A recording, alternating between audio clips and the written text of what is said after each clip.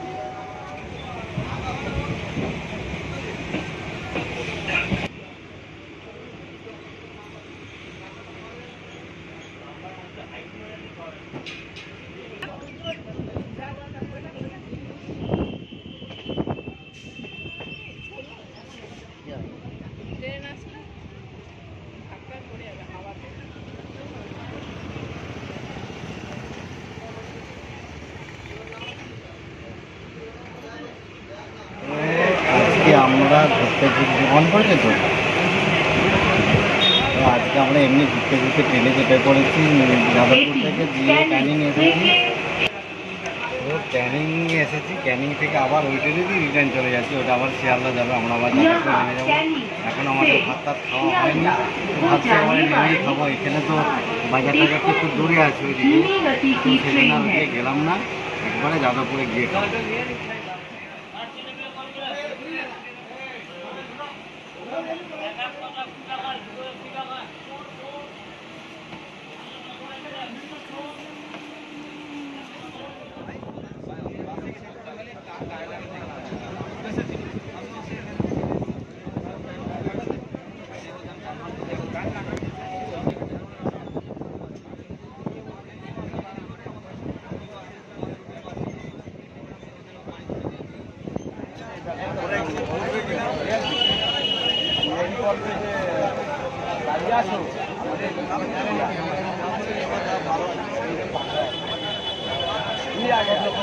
Sonarpur junction.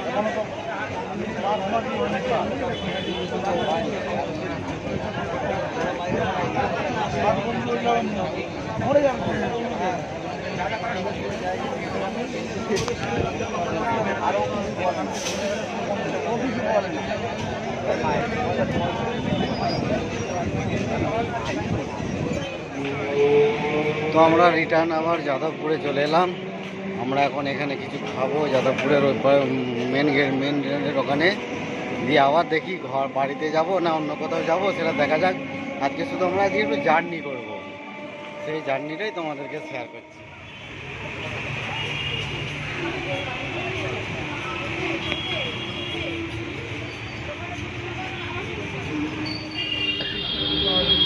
এই যে আমাদের খাবার দিয়ে দিয়েছে, ফ্রাইড রাইস আর চিলি চিকেন, এটা কম্বো।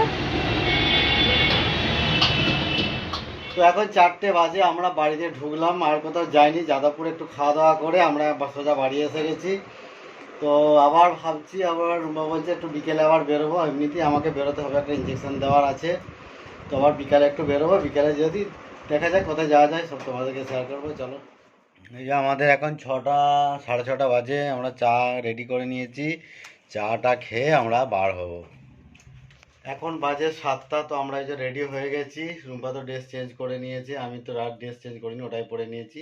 তো আমরা এখন বেরোবো, চলো দেখা যাক এখন কোথায় যাওয়া যায়। একটা আমার ছোটো কাজ আছে, কাজটা সেরে নিয়ে তারপরে যাবো। তো চলো।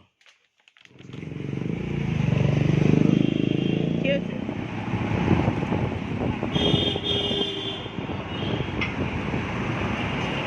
এদিক দিয়ে ঢুকে যাও।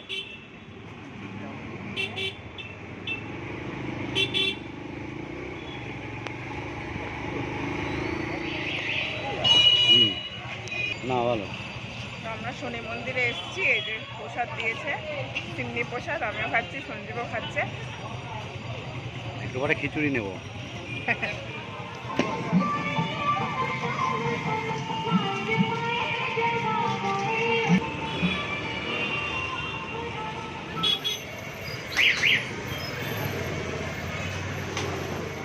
তো আমরা বাড়িতে চলে এসেছি, এখন প্রায় 9টা বাজে।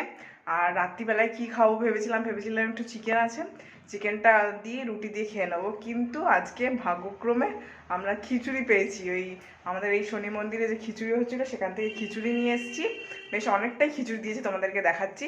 ওই খিচুড়ি নিয়ে এসেছি, আর আসার সময় মিষ্টি নিয়ে আসলাম। তো রাতের আমাদের খাবার হয়ে গেছে, তোমাদেরকে দেখিয়ে দিচ্ছি খিচুড়ি। এই যে দেখো, এক বাটি খিচুড়ি হয়েছে, এর ভেতরে যদিও 4টে আলু আছে, কারণ দুজনের দুটো দুটো করে আলু। আর আসার সময় এই যে গুড়ের মিষ্টি নিয়ে আসলাম, এই যে গুড়ের রসগোল্লা।